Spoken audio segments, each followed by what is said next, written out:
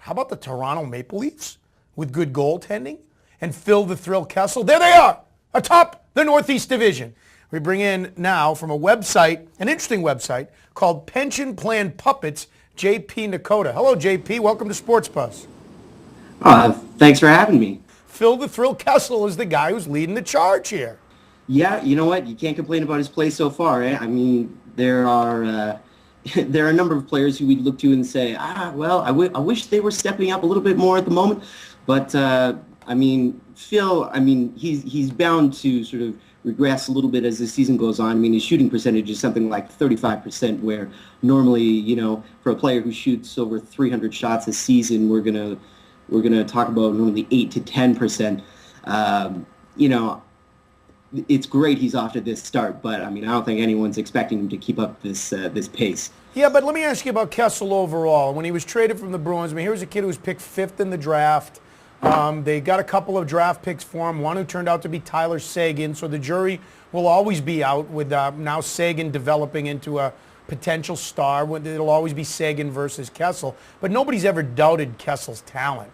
I mean, as the 5th overall pick in the draft, he scored from day one since he was in the NHL. The questions on why he was traded were some of his leadership qualities, how he fit in the locker room, the fact that maybe he's not a two-way player. Yet, he's got one of those rare commodities that, I say rare in the NHL, a sniper. There aren't a lot of guys that can score at the rate that Phil Kessel can score. You know, I would argue it's less about the rate and more about just how much he loves to shoot.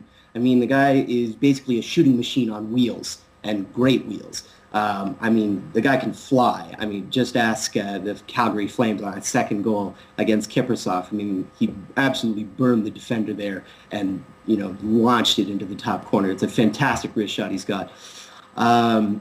So, yeah, the skill set is undeniable. You know, some of the most obvious things to watch.